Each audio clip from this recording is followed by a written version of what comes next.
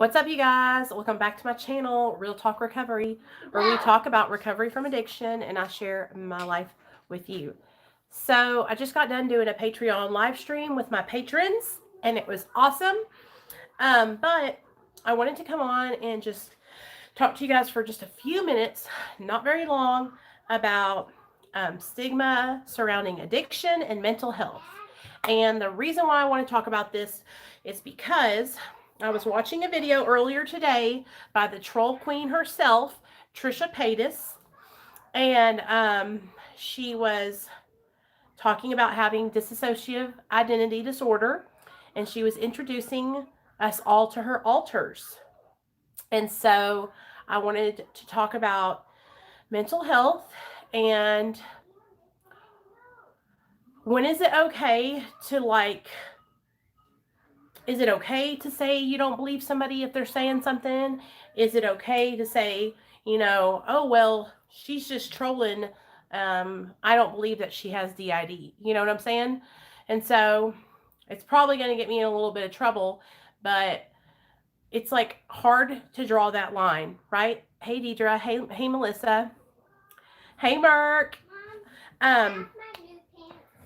Nate, if you come over here, they're going to see you. What new pants?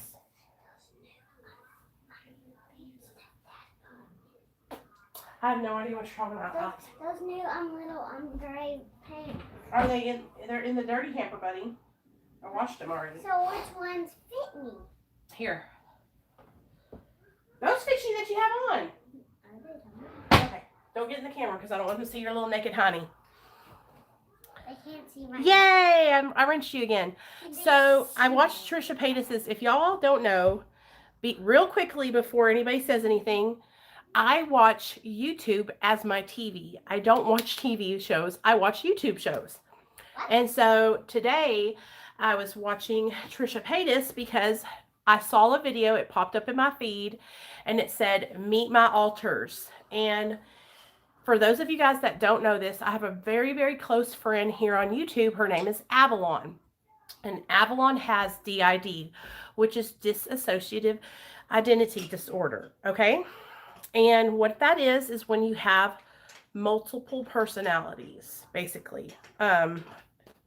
It's like you have other personalities that come out at different times. I'm not a mental health professional. And that's probably one of the reasons why I don't really talk about my own mental health a lot here on my channel, because I don't ever want to say anything that's not the truth or that's wrong. I don't feel comfortable talking about mental health.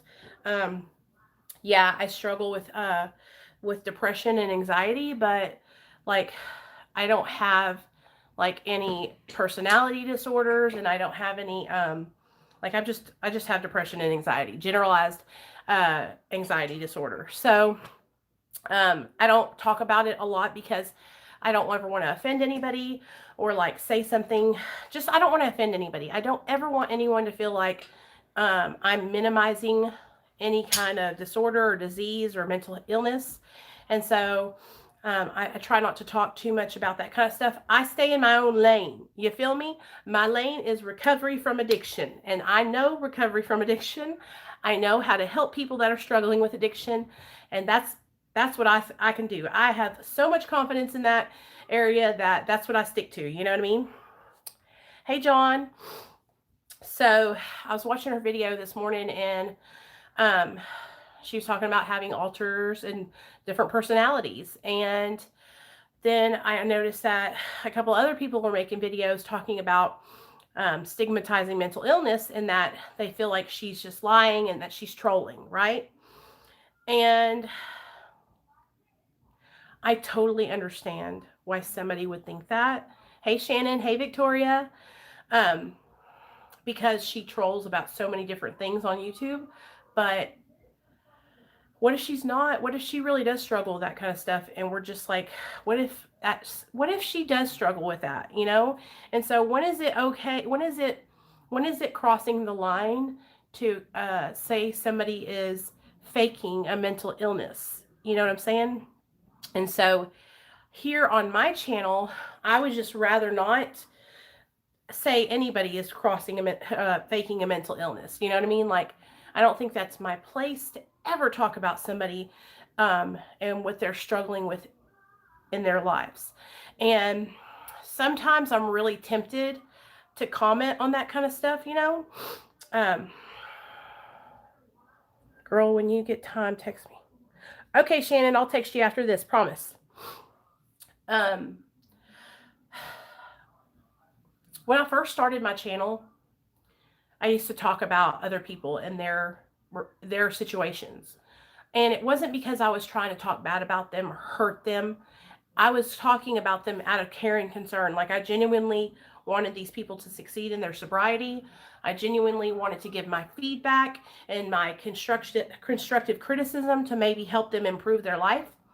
But what I realized here on YouTube is that when you do that and somebody's not ready to hear that truth, it's going to be all bad.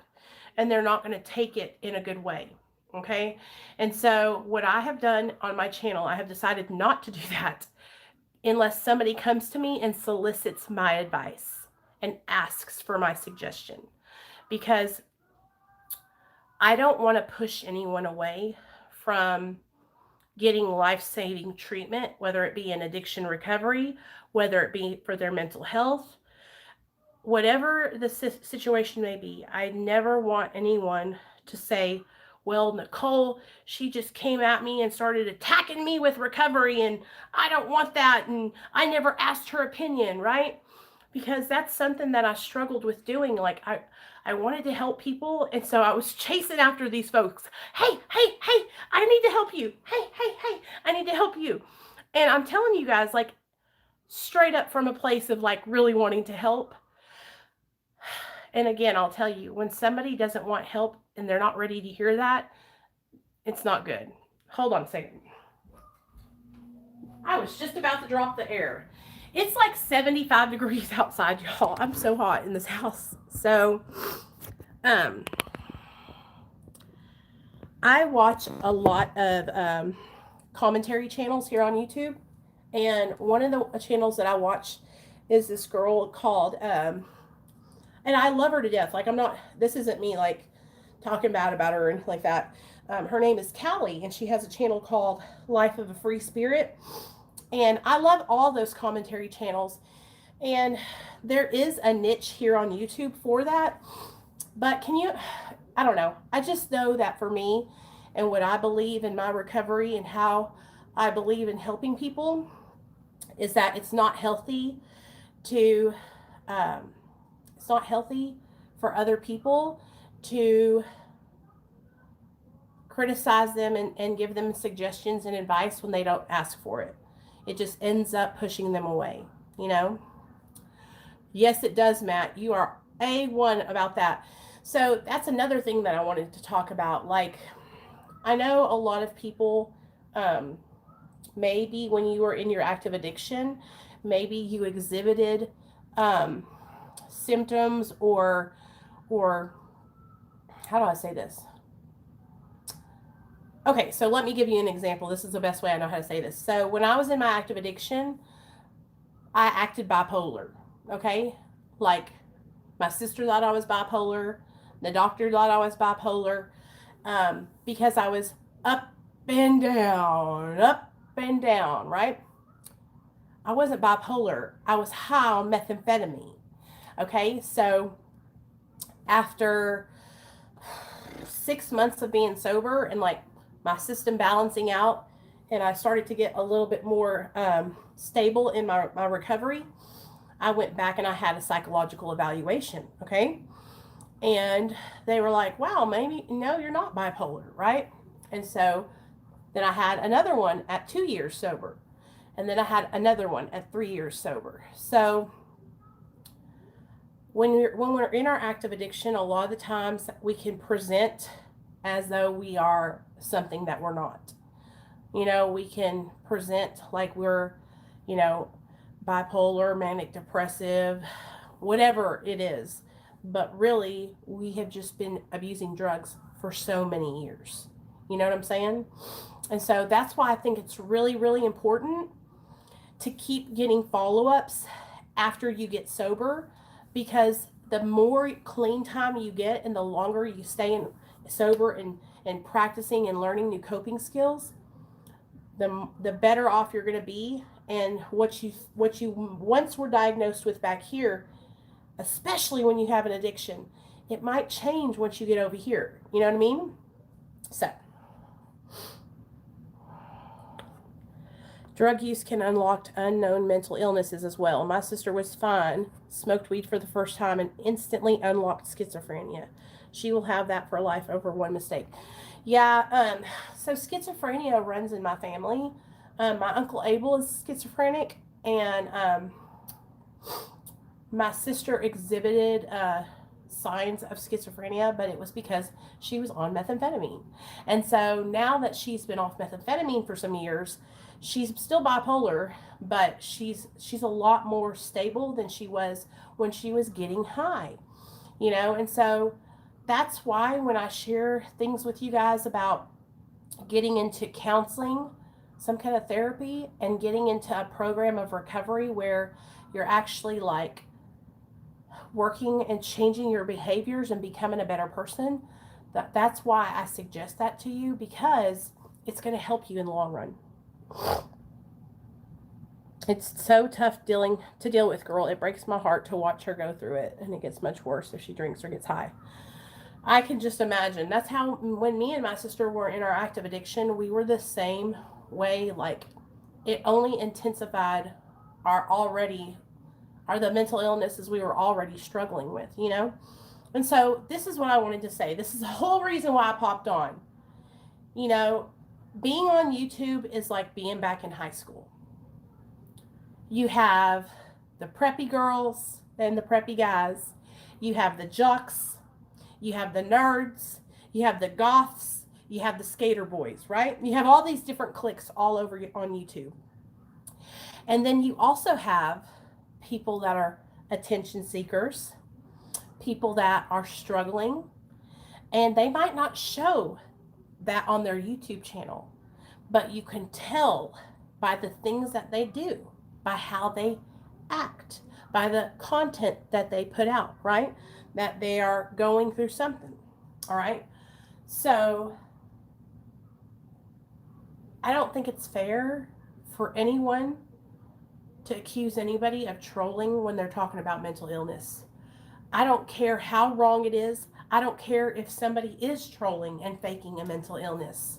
Like, I think it's a really dangerous, slippery slope to even accuse somebody of that. Because what if they're not? And what if they hear you talking about them saying that they're faking a mental illness, and then they go off the deep end and they end up dying or committing suicide? Okay? And then you have to be looking at that and say, you know what? I should have never said that. You know? It's like a lot of the times these drama channels and commentary channels, it's like they'll go to any level for the level of petty.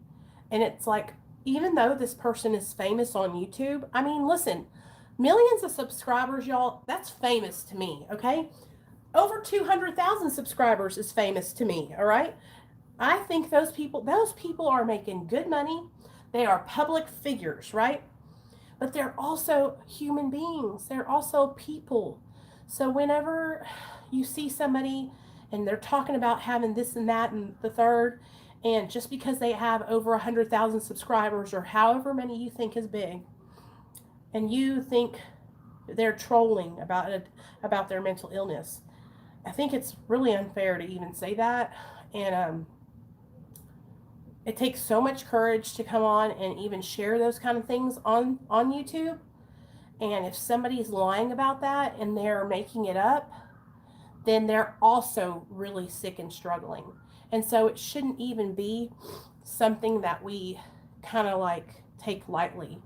If somebody is trolling about mental illness and acting like they're sick when they're really not, they're really sick. Do you know what I'm saying? Do y'all feel me? So anyway, I just kind of wanted to talk about that because I've noticed that a lot of people are making videos about mental illnesses. Most of these people are talking about personality disorders. I have seen 4 in the last week of people coming out and sharing about having personality disorders.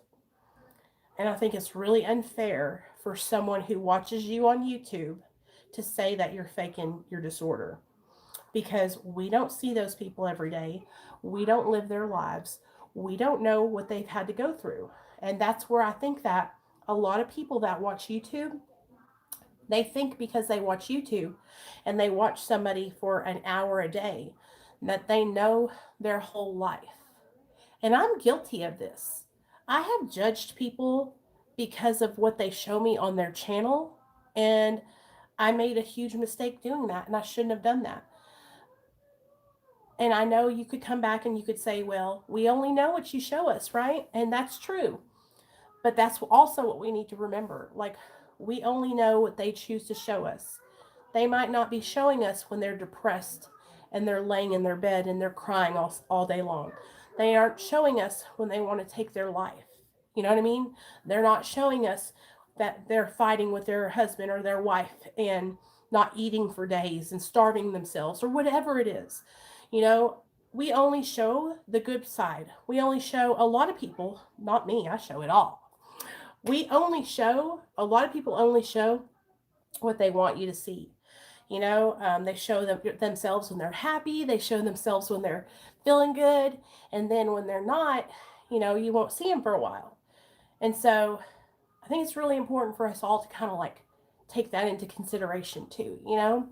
And I just wanted to talk about it because, you know, mental illness is serious.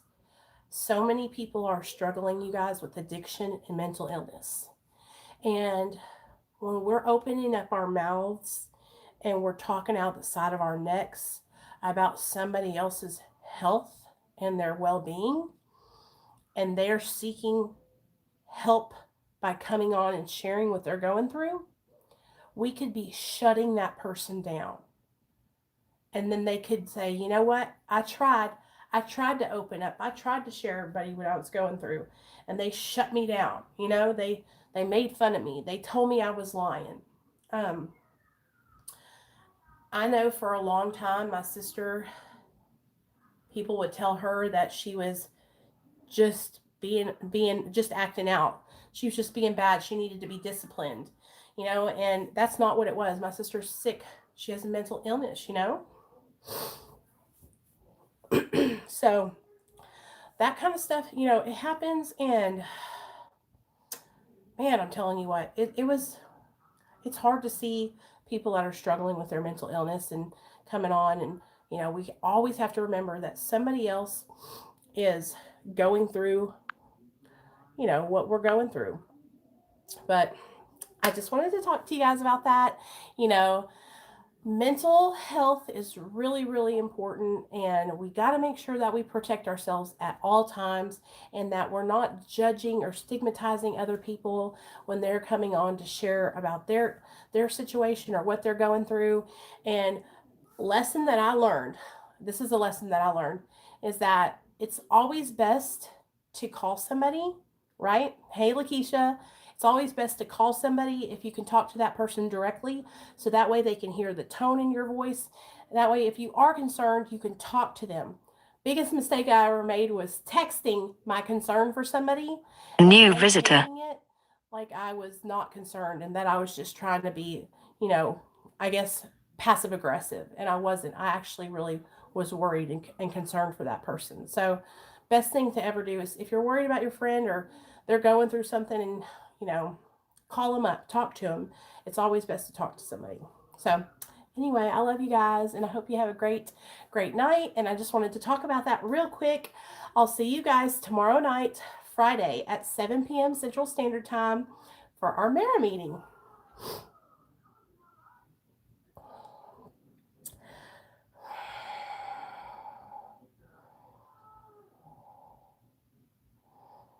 Oh, don't worry about it, BOBBIELYN.